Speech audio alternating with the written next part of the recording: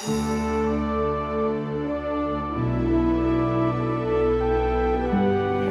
and gentlemen, thank you for joining us, and I hope you'll stay with us for this little short segment on questions that people have had concerning the Electoral College.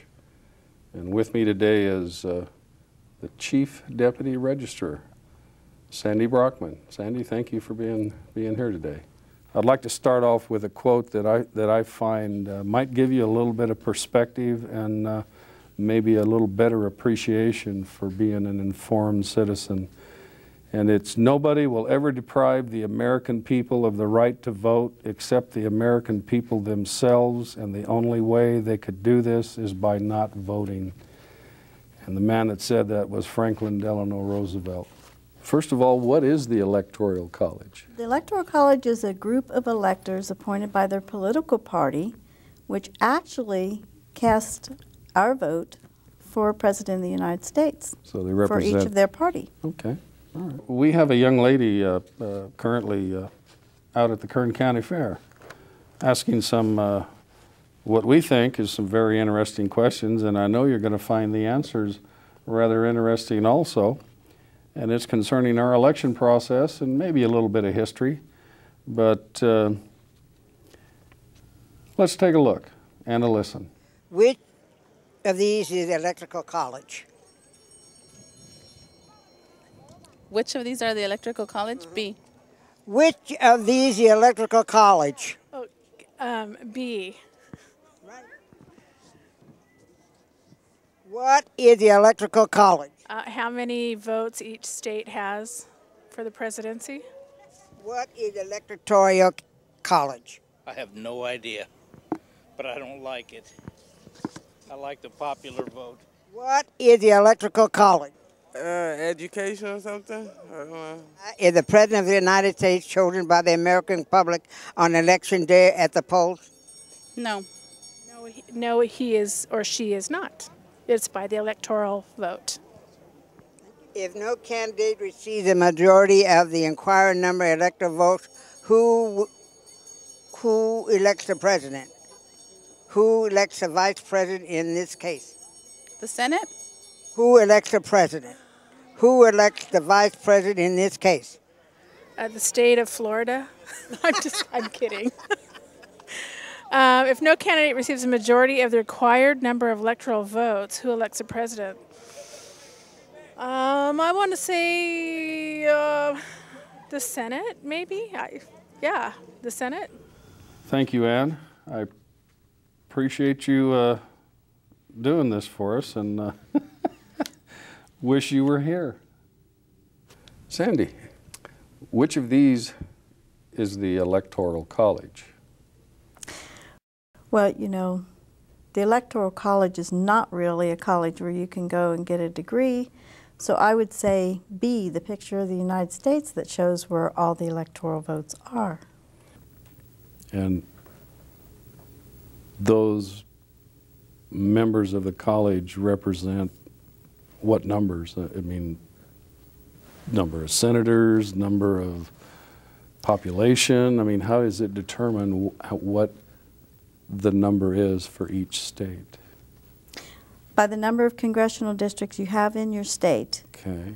You have one electoral vote for every congressional district in your state. Okay. Plus, every state has two U.S. senators. Okay. Yeah. So in California, we have 53 congressional districts, and then our 2 U.S. senators, so it gives us 55. 55. And we have more electoral votes than any other state in the United States. Really? I don't know if most of us remember, but we did study in school that the 2000 presidential election brought to the forefront for many people that voters do not directly elect the President of the United States. Would you please explain to us how that is, and who does elect the President? Well, actually, the electors from the Electoral College that we were just talking about. We all go to the polls and we cast our ballot we see a name of a president and vice president on there, but actually there's a group of electors and they more commonly known as the presidential delegates for that party. And you're actually voting for those delegates. And then those delegates are the ones that, or electors, as they're now known, are the ones that actually cast the ballot for president once all the votes are in for the state. And these people have already been selected, haven't they?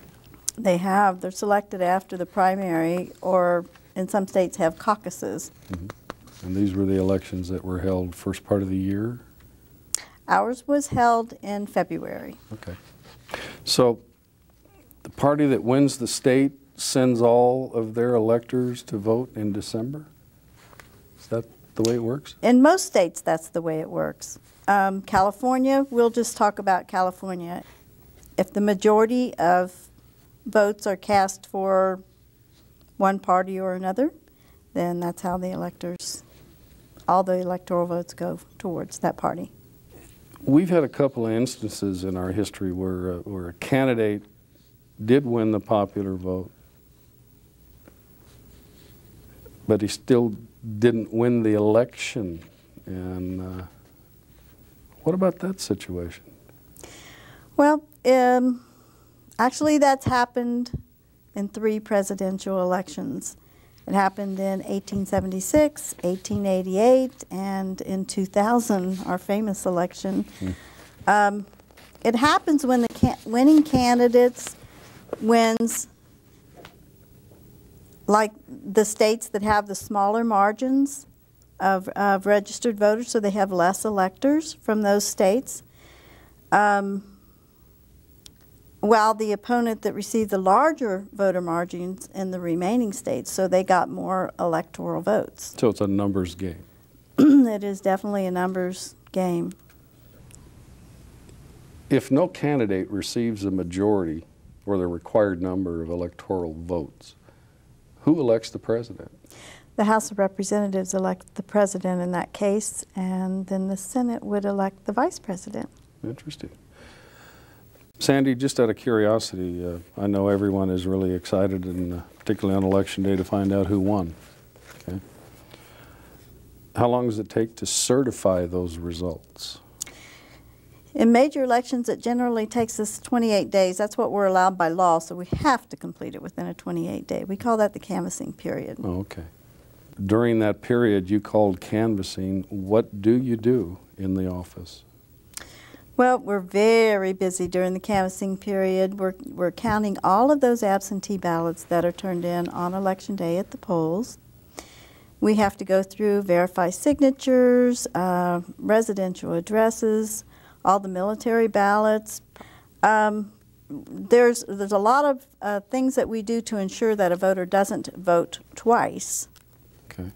We check on all of those things. We also are conducting our manual count, which is required by law, a percentage of the votes that were cast on paper, and we do 100% manual count of votes that were cast on the touchscreen. Okay. You go through this process to make sure that the voting equipment that you placed out at the polls was operating correctly. So there's a lot of things going on in our office. Okay. Thank you. I hope everyone understands how complicated and convoluted that this probably seems to be, but and it is a controversy, and the whole system has been up for a change and suggested by a number of people, but it seems to have worked pretty good for us so far. Do you have anything else you'd like to add about the Electoral College? Well, I believe the forefathers founded and created this electoral process so that every state, no matter what their size or their population, would have equal representation in the government. So, ladies and gentlemen, there you have it. This is one of a couple of different segments that you're going to be exposed to, and I appreciate your attention. We're going to try to make it as short as possible and as informative as possible, so vote.